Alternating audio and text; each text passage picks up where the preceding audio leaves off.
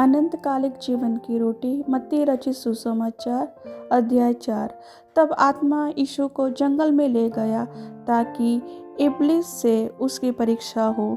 वह 40 दिन और 40 रात निराहार रहा। तब उसे भूख लगी। तब परखने वाले ने पास आकर उससे कहा, यदि तू परमेश्वर का पुत्र है तो कह दे कि ये पत्थर रोटियां बन जाए।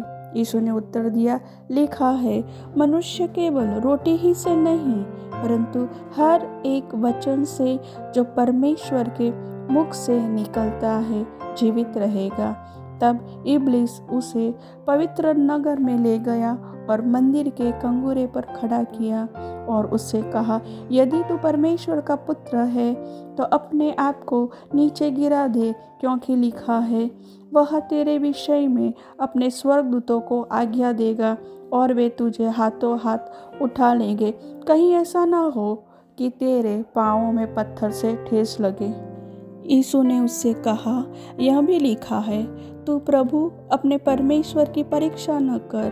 फिर इब्लिस उसे एक बहुत ऊंचे पहाड़ पर ले गया और सारे जगत के राज्य और उसका वैभव दिखाकर उससे कहा, यदि तू गिर कर मुझे प्रणाम करे तो मैं यह सब कुछ तुझे दे दूंगा। तब यीशु ने उससे कहा, हे शैतान, दूर हो जा, क्योंकि लिखा है, तू प्रभु अपने परमेश्वर को प्रणाम कर और केवल उसी की उपासना कर। तब शैतान उसके पास से चला गया और देखो, स्वर्गदूत आकर उसकी सेवा करने लगे। जब उसने यह सुना कि यूहन्ना बंदी बना लिया गया है तो वह गलील को चला गया और वह नाज़रत को छोड़कर कफरनहूम में, जो झील के किनारे जबूलून और नप्ताली के देश में है, जाकर रहने लगा, ताकि जो यशाया भविष्यवक्ता के द्वारा कहा गया था वह पूरा हो। जबूलून और नप्ताली के देश, झील के मार्ग से यरदन के पार, अन्य जातियों का गलील।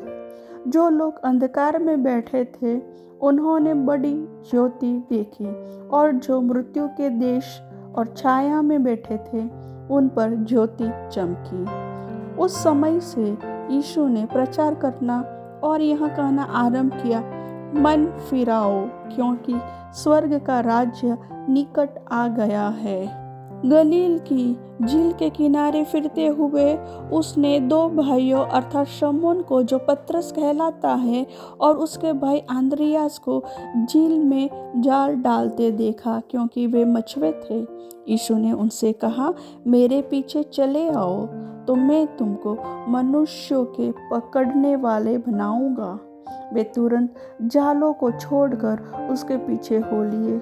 वहां से आगे बढ़कर यीशु ने और दो भाइयों अर्थात जब्दी के पुत्र याकूब और उसके भाई यूहन्ना को देखा। वे अपने पिता जब्दी के साथ नाव पर अपने जालों को सुधार रहे थे। उसने उन्हें भी बुलाया। वे तुरंत नाव और अपने पिता को छोड़कर उसके पीछे हो लिए। यीशु सारे गलील में फिरता हुआ उनके आराधनालयों में उपदेश करता और राज्य का सुसमाचार प्रचार करता और लोगों की हर प्रकार की बीमारी और दुर्बलता को दूर करता रहा, और सारे सीरिया देश में उसका यश फैल गया। और लोग सब बीमारों को, जो नाना प्रकार की बीमारियों और दुखों में जकड़े हुए थे और जिनमें दुष्ट आत्माएं थी, और मिर्गी वालों और लकवे के रोगियों को उसके पास लाए और उसने उन्हें चंगा किया। गलील और दिकापुलिस, यरूशलेम, यहूदिया और यरदन नदी के पार से भीड़ की भीड़ उसके पीछे हो ली। प्रभु यीशु वचन के सुनने वाले सभी को आशीष दे। आमीन।